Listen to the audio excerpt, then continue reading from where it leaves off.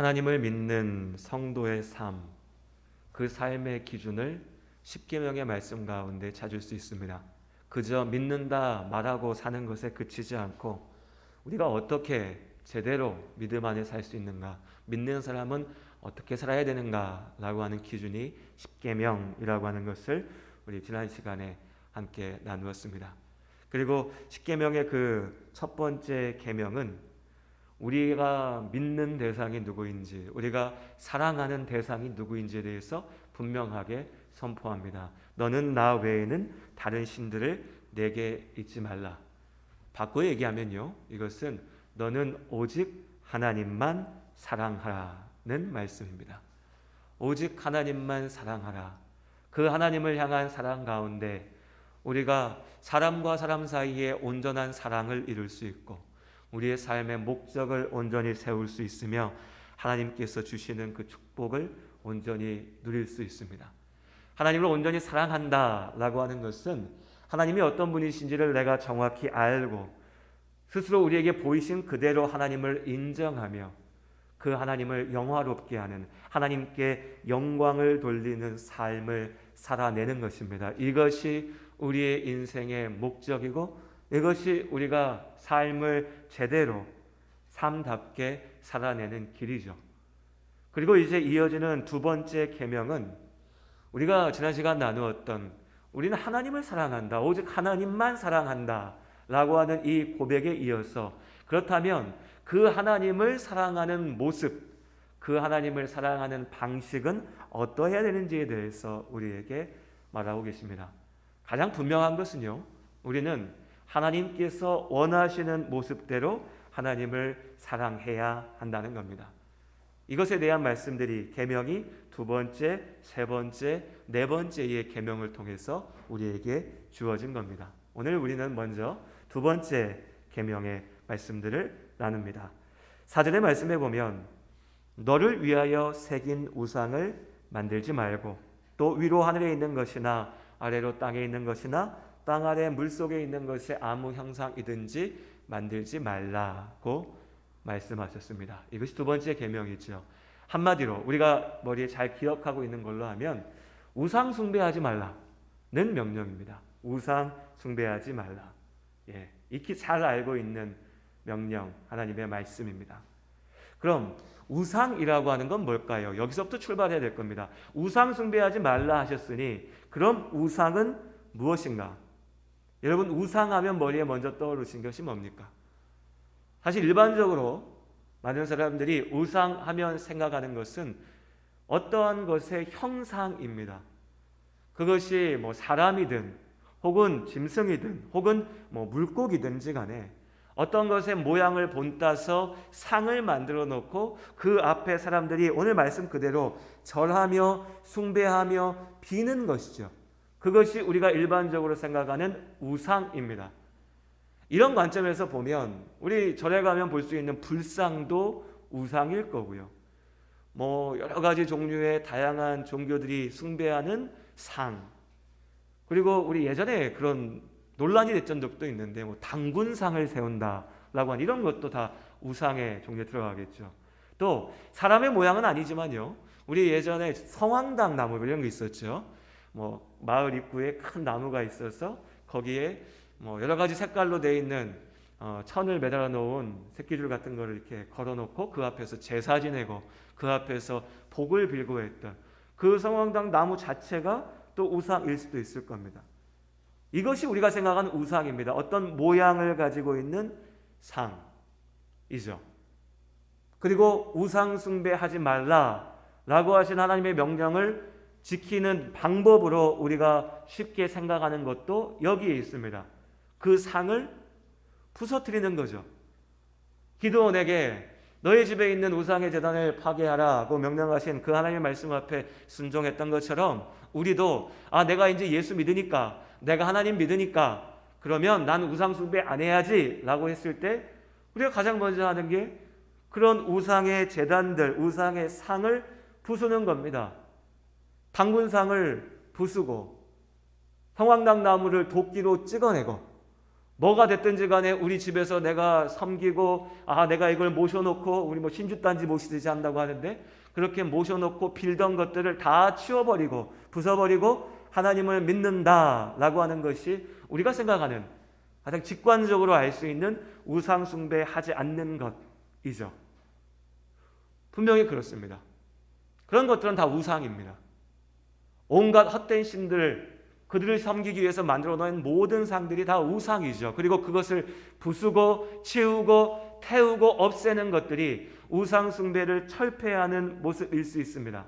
그러나 단지 거기에만 멈춰 있다면 우리는 이 우상 숭배하지 말라라고 하는 이 명령의 본질을 놓칠 수가 있습니다. 분명한 건 뭐냐면 그 모든 상들은, 우상들은 그저 돌덩이이고 그저 쇳덩이이고 그저 나무 조각이지 그 자체로 아무런 힘도 없다는 겁니다. 무엇이 우상이냐, 그 본질을 우리가 바라볼 수 있어야 된다는 거죠. 예전에 파리에 있는 루브르 박물관에 갔던 적이 있습니다. 그때 몇 가지 작품들이 기억에 남는 게 있는데 그 중에 하나 저는 인상적이었던 게 니케상이었어요. 그리스 신이었던 니케의 조각상이 있습니다. 제가 뭐 미술에 조예가 있거나 뭐 예술 작품을 잘 알거나 하지 않습니다. 전혀 모릅니다. 별 관심도 없고요. 하지만 잘 알지 못하고 관심 없는 사람의 눈으로 봐도 그냥 그 자리에서 10분, 20분 바라볼 만한, 글쎄요, 뭐라고 설명할 수 없는 어떤 특별함이 있었습니다. 사람의 손으로 돌을 깎아 만들어낸 조각이 저렇게 아름다울 수 있나? 저런 멋진 모습으로 남아있을 수 있나? 여러 가지 것들을 생각하게 되더라고요. 그런데 그 니케상이라고 한 게 뭡니까? 오늘 우리야 돌조각이라고 생각하지만 원래 그리스 사람들에게는 신이었습니다. 그러니까 신상인 거죠. 신상. 꼭 외국 나갈 필요 없죠. 우리나라에 박물관들 많이 있습니다. 저도 박물관 좋아해서 기회가 되면 가려고 자주 가는데 국립중앙박물관에 가보면 여러 가지의 불상들이 있습니다. 그 불상들 가운데 어떤 것들은 정말 쳐다보고 있으면 시선을 빼앗기게 되는, 계속해서 보게 되는 불상들이 분명히 있습니다. 목사가 왜 불상을 쳐다보고 있냐, 불상을 부서뜨리려고 하냐, 이런 게 아닙니다. 하나하나의 표현들, 모양들, 조그만한 조각들까지도 사람이 만들어낼 수 있는 아름다움, 말 그대로 예술을 담고 있는 거죠. 그런 겁니다. 상은요. 그 자체로는 아무것도 아닌 겁니다. 그 자체로는 사람의 어떤 미적인, 예술적인 가치를 담고 있는 어떤 것일 수 있습니다. 우린 그것을 부수죠. 우상이라고. 그런데 생각해 보면 정말로 그것이 우상인가요? 그 나무 조각이, 그 돌 조각이 무슨 힘이 있어서 신이 되겠습니까? 그게 뭐라고 우상이 되겠습니까? 가만히 생각해 보면요, 본질은 그 물건들에 있지 않습니다. 그 물건들을 앞에 놓고 그 앞에 엎드려 절하는 사람에게 있죠.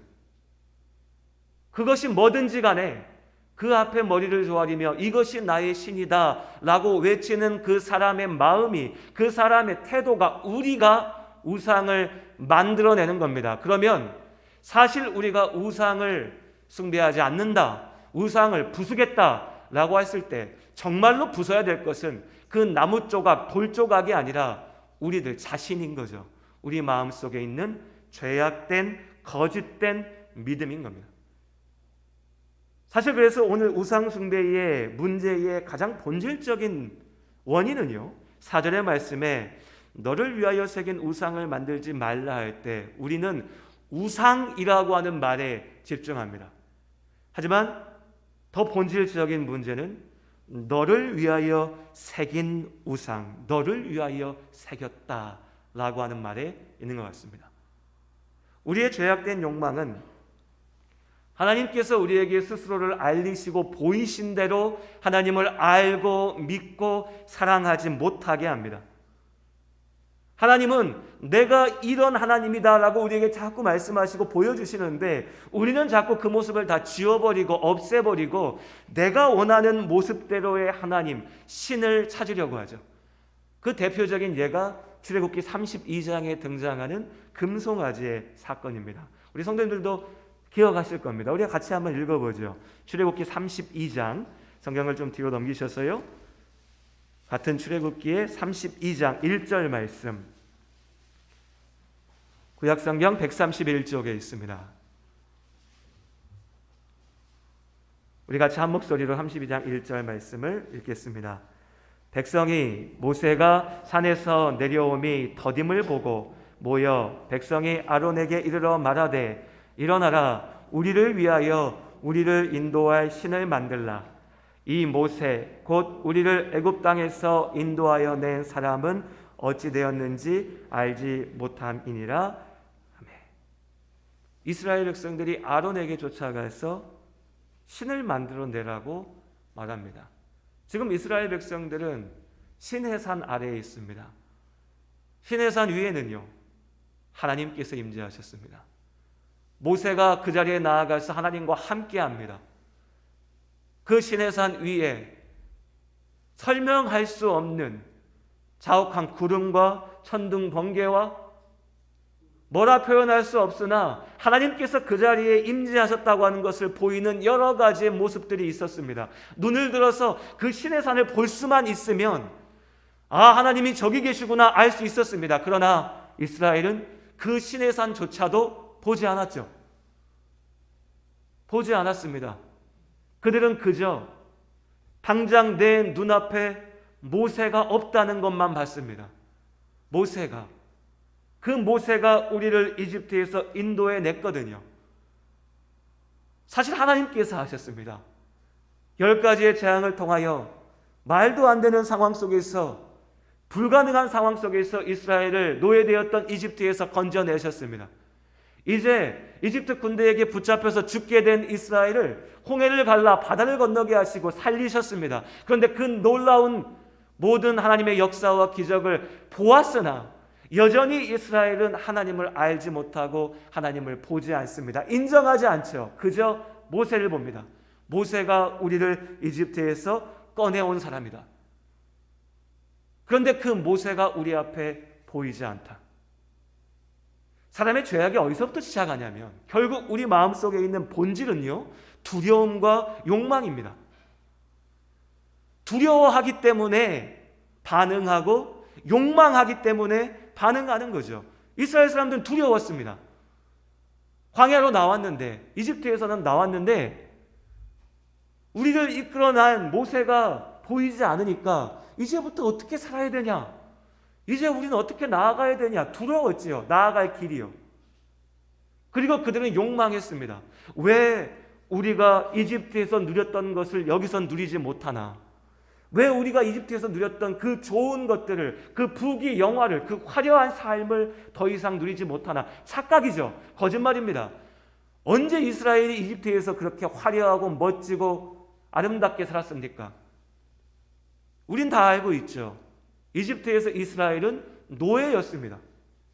당장 오늘에라도 파라오가 명령하여서 너의 자식을 죽이겠다 하면 내 자식을 죽여야 됐습니다. 끔찍하죠. 비참한 상황이었습니다. 그 비참한 상황 속에서 하나님께서 그들을 건져내신 겁니다. 그런데 이제 모세가 눈에 보이지 않으니까 이스라엘이 하는 얘기는 우리가 이집트에서 누렸던 그 모든 좋은 것들, 사실은 우리의 좋은 것이 아니라 우리를 짓밟았던 이집트 사람들이 누렸던 거짓된 성공인데, 그 거짓된 성공을 외치면서 우리가 다시 그것을 누려야겠다라고 주장합니다. 그러면서 말하는 겁니다. 우리를 위하여 신을 만들라. 우리를 이집트에서 건져낸, 우리를 인도한 신을 만들어내라. 이상한 말이죠. 신이 있으면 있는 거지 어떻게 신을 만들어냅니까? 내가 할 수 없는, 내가 알지 못하는 어떤 것을 이루시는 이가 하나님이시지, 나를 위해서 나에게 필요한 대로 만들어낸 신, 그게 무슨 의미가 있습니까? 그건 거짓이죠. 허상입니다. 말도 안 되는 겁니다. 그러나 그 말도 안 되는 일이 여전히 일어나고 있는 것을 우리는 이미 보고 있습니다. 발전한 과학기술을 자랑하는 이 시대에도 여전히 수많은 사람들이 점을 보고 굿을 치고 특정한 날짜에 이사를 해야 그것이 잘 된다 하고 집안에 부적을 붙여놓고 오늘은 어느 방향으로 해야 잘 된다고 얘기하고 무슨 숫자가 복이 된다라고 말하고 생각해보면 하나도 말이 되지 않습니다. 한 사람의 인생을 이 우주라고 하는 인간의 역사라고 하는 이 거대한 것을 설명할 만한 어떠한 일관성도 체계적인 설명도 담겨 있지 않습니다. 그냥 하는 소리예요. 왜 저쪽으로 가야 나한테 복이 되는데 그냥 그게 복이 된답니다. 왜 내가 그날 뭘 해야 되는데 그게 그냥 복이 된대요. 그런데 이 말도 되지 않는 소리 가운데 사람들이 머리를 조아리고 거기에 내 인생을 맡기고 나아가는 겁니다. 왜요? 내 마음의 두려움을 떨쳐내기 위해서, 나의 욕망을 이루기 위해서. 그것이 진리인지 사실인지 중요하지 않은 겁니다. 그냥 지금 내가 도망칠 자리가, 그냥 내 안에서 들끓고 있는 이 욕망을 채울 수 있는 무언가가 필요한 거죠. 나를 위한 신을 만들어내는 겁니다. 그렇게 오늘 이스라엘은 자신들을 위한 신을 만들어냈죠. 자신들을 위한 예배를 만들어냈습니다. 그것이 우상숭배의 본질입니다. 32장 4절 말씀 같이 읽겠습니다. 32장 4절 말씀을 함께 읽습니다. 아론이 그들의 손에서 금고리를 받아 부어서 조각칼로 새겨 송아지 형상을 만드니 그들이 말하되 이스라엘아 이는 너희를 애굽 땅에서 인도하여 낸 너희의 신이로다 하는지라. 이제 아론이 금을 모아서 녹여서 금송아지를 만듭니다. 금송아지요. 금송아지가 우상입니까? 우상일 수도 있죠. 아닐 수도 있습니다. 돈 많은 사람이, 금 많이 가진 사람이 나는 소를 좋아하는데 우리 집에 소 모양으로 금으로 만든 거 하나 딱 두면 좋겠다라고 둘 수도 있는 거 아닙니까? 나무를 좋아하는 사람은 멋진 나무를 집 마당에 놓고 싶을 것이고 또 다른 것을 좋아하는 사람들은 자기가 좋아하는 어떤 것을 내 집에 둘 수 있죠. 그냥 좋아하니까요. 금송아지도 그냥 만들 수 있는 겁니다. 둘 수도 있죠. 금송아지 자체는 문제가 아닙니다. 우린 자꾸 금송아지에 집중하지만 금송아지는 그냥 사람이 만들어낼 수 있는 어떤 겁니다. 문제는요, 그 금송아지를 만들어 놓고 아론이 뭐라 합니까? 이는 너희를 애굽 땅에서 인도하여 낸 너희의 신이라. 이 금송아지가 우리를 구원한 신이라 합니다. 이 금송아지가 우리를 위하여 만들어낸 신입니다. 이 금송아지가 하나님이라 합니다. 5절의 말씀에 보면 그들이 여호와의 절이래 하나님을 예배하는 날에 이 금송아지 앞에 절하면서 예배합니다. 지금 명목상 이스라엘 사람들은 우리가 하나님께 예배한다라고 말하고 있는 겁니다. 그런데 정작 그들의 그 예배의 대상이 뭐였죠? 금송아지였던 겁니다. 다시 말씀드리지만 그 형상이 중요한 게 아닙니다. 그 금송아지 가운데 담겨 있는 것은 그들의 두려움이었고 그들의 욕망이었죠. 사실 이스라엘 사람들은 지금 나를 위해서 나에게 예배하는 겁니다. 우리를 위하여 만들어낸 그 신. 이스라엘의 이 거짓된 예배의 중심에는 그저 자신들만 있었습니다. 자신들을 위하여 만들어낸 신에게 그들이 머리 조아리고 있는 거죠. 그럼 그들이 원했던 건 뭐냐? 이 금송아지가 상징하는 돈과 힘, 이집트에서 그들을 짓밟았던 그 이집트의 성공과 번영, 그것을 놓고 입으로는 하나님의 이름을 외치면서 그 앞에 절하고 있는 겁니다. 이게 우상숭배입니다. 그렇기 때문에 우리가 착각해서는 안 될 것이, 우상숭배라고 얘기하면 저 무당들이나 저 다른 종교나 뭐 절이나 어디 이상한 사입이나 여기서 만들어 놓은 어떤 상을 놓고 그 앞에 가서 절하는 것만 우상숭배라고 착각해서는 안 됩니다. 물론 그건 잘못이죠. 거짓되고 헛된 신들 앞에 절하고 비는 것들 다 잘못된 겁니다. 우상숭배죠. 그러나 예수를 믿는다 고백하는 우리에게 어쩌면 더욱 위험하고 더욱 문제가 되는 진짜 우상숭배는 뭐냐면, 우리가 하나님의 이름을 부르면서 그 하나님의 자리 가운데 온갖 거짓된 것들을 갖다 놓는다는 겁니다. 십자가 그러지 않습니까? 십자가. 우린 십자가, 그 십자가에 달려 죽으신 예수님의 그 복음, 예수님의 죽으심과 부활하심의 그 의미, 그 가운데 우리에게 보이신 하나님의 뜻, 하나님의 구원의 계획, 그 하나님의 말씀을 믿습니다. 나를 향한 예수님의 사랑을 믿는 거죠. 그 모든 것을 상징하는 표현의 하나가 십자가입니다. 그럼 우리가 십자가를 믿습니까? 십자가는 그냥 나무입니다. 나무 조각이죠. 아무것도 아닙니다. 그런데 누군가가 나는 예수를 믿으니까 십자가를 집에도 걸어놓고 십자가를 차에도 걸어놓고 십자가를 내가 목걸이로 차고도 다니고, 그러니까 이 십자가가 나를 지켜줄 거고 이 십자가를 붙잡고 있으면 모든 문제가 나에게서 없어질 거고, 이렇게 믿는다면 그게 우상숭배죠. 그건 그냥 부적이잖아요. 우리가 이걸 분별할 줄 알아야 됩니다. 예배당이요. 예배당을 잘 줘놓고 이 건물이 말 그대로 하나님의 말씀처럼 함께 모여 하나님 앞에 예배하는 집, 기도하는 집이 된다면 그야말로 하나님이 함께 하시는 복된 자리일 겁니다. 그런데 우리 머릿속에 그래도 내가 날마다 예배당 한번 갔다 오면은 나한테 복이 생기겠지, 그래도 예배당 가서 앉아있으면 뭔가 더 좋은 일이 생기겠지 라는 식으로 이 장소를 생각한다면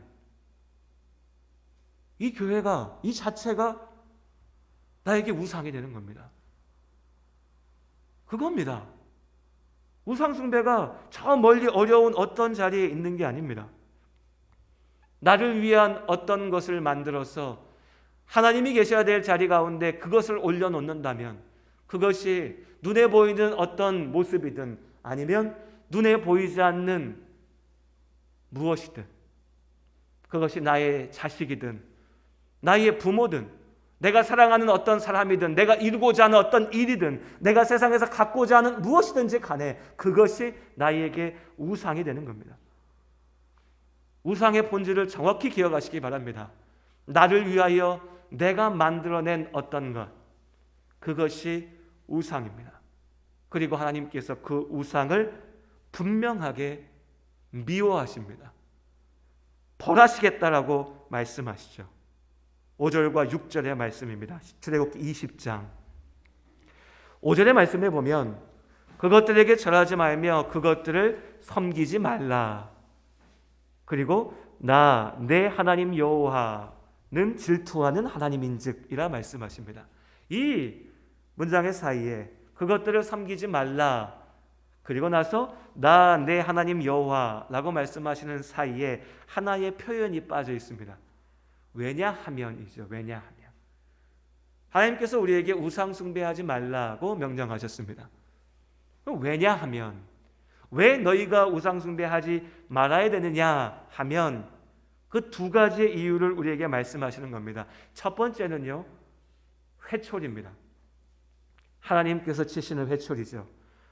나 여호와는 질투하는 하나님인즉 나를 미워하는 자의 죄를 3, 4대까지 이르게 하겠다라고 하십니다. 하나님께서 우리의 이 우상 숭배하는 죄를 미워하신다 하죠. 그러면서 하시는 것이 질투하는 하나님이다라고 말씀하십니다. 이 질투라고 하는 표현을 우리가 잘 이해해야 됩니다. 우리는 흔히 질투라고 하면 남이 잘 되는 게 배 아픈 게 질투죠. 내가 누구를 좋아하는데 그 사람이 나 말고 다른 사람 좋아한다라고 하면 기분이 나쁩니다. 이게 질투입니다. 그리고 이 질투라고 하는 감정은 우리에게 일반적으로 좀 부정적인 감정이죠. 무슨 얘기냐? 누가 질투한다라고 하면 잘못하고 있는 거죠. 야, 너 왜 질투해? 너 지금 잘못하고 있어 라고 얘기합니다. 그런데 오늘 이 말씀에서 하나님께서 스스로 당신이 질투하는 하나님이다 라고 말씀하실 때 이 질투의 감정은 우리가 생각하는 그런 부정적인 감정과는 다른 겁니다. 구별돼야 되죠. 이걸 잘 표현할 수 있는 게 제가 이전에 성경 공부할 때도 몇 번 말씀드렸었는데, 부부의 관계 속에서 이해하면 이 말씀을 좀 더 잘 이해할 수 있을 것 같습니다. 한 남자와 한 여자가 서로 사랑하여서 가정을 이룹니다. 결혼하여 부부가 되었지요. 사랑의 관계이고 믿음의 관계입니다. 그저 내가 오늘 보니까 너 좋아, 그러니까 살자, 이게 아니죠. 그들을 사랑하는 주변의 모든 이들 앞에, 가족들 가운데 내가 이 사람과 하나가 되어 나아가겠다라고 하는 고백이고 약속입니다. 특별히 믿는 자들에게는 하나님 앞에서 하나님 앞에 드리는 약속이죠. 그런데 이렇게 부부가 된 중에 한 배우자가 외도를 하고 불륜을 저질렀다고 생각해 보십시오. 그럼 남아있는 배우자 입장에서 이것을 보면서 분노하지 않겠습니까? 얼마나 화가 나겠어요. 배신감에 잠을 이루지 못할 겁니다. 그리고 그 사람이 외도를 저지른 자에게 분노하면서 그를 질책하고 나무라고 이 모든 문제에 대한 책임을 그에게 묻는 것에 대해서 누구도 야, 당신 왜 질투해? 살다 보면 그럴 수도 있지, 이렇게 얘기하지 않을 겁니다. 글쎄, 요새 세상에 그렇게 얘기하는 사람들도 있을지 모르겠는데 그건 정상적인 사람이 아니죠. 그건 친구도 아니고 조언도 아니고 말도 안 되는 이상한 소리죠. 이건 질투가 아니라 정당한 책임이고요, 자격인 겁니다. 분노할 자격이 있는 거죠. 왜요? 우리가 함께 세운 이 사랑의 관계를 저가 죄악으로 깨트렸으니 내가 그 앞에서 분노할 수 있는 자격이, 권리가 있는 겁니다. 오늘 하나님께서 그것을 말씀하십니다. 하나님께서 우리를 만드셨습니다. 세상을 만드셨고 그 세상 가운데 사람이 있게 하셨죠. 그리고 그 사람을 사랑하십니다. 그런데 그 사람이 하나님을 배신하여 온갖 거짓된 것들, 헛된 것들을 만들어 놓고 자기를 위하여 만든 우상 앞에 나아가 절하며 그것이 하나님이라 말합니다. 구약의 이 우상 숭배의 죄악을 표현하는 가장 많이 등장하는 표현이 간음이죠. 간음. 쉽게 얘기하면 뭡니까? 요새 말로 바람 피는 거예요. 불륜 저지른다는 겁니다. 이스라엘아, 너희가 왜 바람 피고 있냐? 이 구약의 말씀인 겁니다. 우상 숭배하는 자의 죄를 하나님께서 그렇게 미워하십니다. 내가 그걸 두고 볼 수 없다. 그 죄를 분명하게 갚게 하겠다. 우상 숭배의 죄를 하나님께서 분명하게 벌하십니다. 다만 여기서 우리가 오해하지 말아야 될 것이, 아버지부터 아들에게로 3, 4대까지 이르게 하거니와 라고 하니까 우리 머릿속에 이게 우리 예전에 막 책으로도 나오고 주장했던 게 있어요. 가계에 흐르는 저주, 뭐 이런 말이 있었습니다. 조상이 뭔가 잘못했으니까 그 저주가 자식에게도 이어진다는 거죠. 내가 잘못하면 내 죄의 저주가 내 자식한테도 간다. 그러니까 당신이 죄지면 안 돼. 그럴듯하죠. 우리가 이미 알고 있던 생각과 뭔가 맞아떨어진 것 같습니다.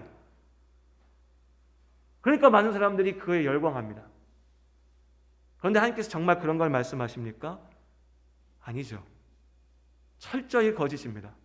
신명기 하나님께서는 누구든지 자신의 죄가 아닌 것으로 인하여서 벌받아서는 안 된다라고 말씀하십니다. 그런데 하나님께서 말을 바꿔서 근데 내가 너를 네 죄 때문에 네 자식까지 다 벌 줄 거야, 이렇게 하시겠습니까? 이 말씀 그게 아니죠. 나의 우상 숭배의 죄악이, 그 결과가 나로부터 배우는, 나를 바라보고 따라오는, 나와 함께하는 나의 자녀, 나의 자손에게까지 영향을 미치게 된다는 겁니다. 내 죄 때문에 그들을 심판하시겠다는 게 아니라 내가 죄에 빠졌을 때 나의 자식도 그 죄 가운데 함께 빠질 수 있다는 거죠. 그렇지 않습니까?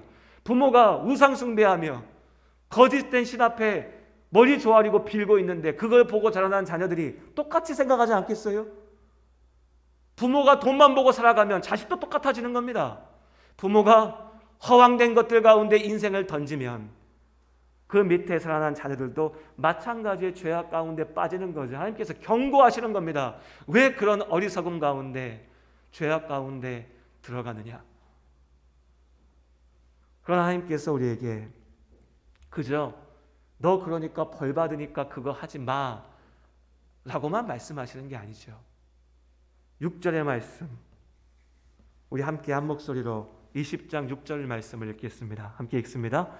나를 사랑하고 내 계명을 지키는 자에게는 천대까지 은혜를 베푸느니라. 아멘. 부모가 때로 화가 나면, 때로 내 자녀가 잘못된 길로 간다라고 생각하면 그 아이를 꾸짖고 나무라고 질책하죠. 회초리를 들 수도 있을 것이고, 아니면 엄한 말로 꾸짖을 수도 있을 것이고, 어떤 벌을 줄 수도 있을 겁니다. 그렇다고 그 부모가 내가 너 이렇게 벌 줄 거니까 너 이거 해라고 말하는 것에 그치지는 않을 겁니다. 어떤 부모도요. 협박하고 위협하는 게 아니죠. 그 부모의 진짜 마음은 뭐겠습니까? 내 아이가 잘 되기를 바라는 거죠. 내 아이가 내가 주는 사랑을 누리길 원하는 거죠. 내 아이가 내가 할 수 있는, 내가 아는 가장 좋은 길로 가기를 원하는 겁니다. 오늘 하나님께서 우상 숭배하는 자의 죄를 갚겠다 말씀하십니다. 우린 여기까지만 생각합니다. 아, 하나님 무서워. 우상 숭배하면 벌 받아. 그러니까 우상 숭배하면 안 돼. 여기까지만요. 하나님 마음이 어떠실까요? 슬프실 것 같아요. 내가 너에게 그냥 협박하는 자, 위협하는 자냐? 사실 하나님께서 우리에게 말씀하십니다. 나를 사랑하고 내 계명을 지키는 자에게 천대까지. 천대가 뭡니까? 영원히. 내가 영원히 은혜를 베풀 것이다. 내가 영원히 그와 함께 할 것이다. 내가 영원히 너를 사랑할 것이고 내가 영원 가운데 너를 축복할 것이다. 사실 하나님께서 우리에게 주시고자 하신 말씀은 여기에 있습니다. 너 가만 안 둬? 이게 아니고요. 너가 나를 사랑하고 내가 너를 사랑하며 내가 너에게 주는 이 말 가운데 순종하며 나아갈 때 영원 가운데 네가 참된 복, 참된 은혜를 누릴 수 있을 것이다. 이것이 하나님 나라고, 이것이 구원이고, 이것이 하나님께서 우리에게 주시는 복 아니겠습니까? 주 안에 사랑하는 우리 모든 성도님들, 하나님께서 주시는 이 영원한 복을 누리시기를 주님의 이름으로 축복합니다. 우상 숭배의 죄악에 빠지지 마시고 나의 두려움과 욕망이 만들어낸 헛된 것들 가운데 끌려다니지 마시고 오직 하나님을 사랑하며 하나님의 말씀 앞에만 순종하며 나아가는 우리 모두의 삶 가운데 하나님께서 변함없이 영원토록 함께 하실 줄로 믿습니다. 기도하시겠습니다.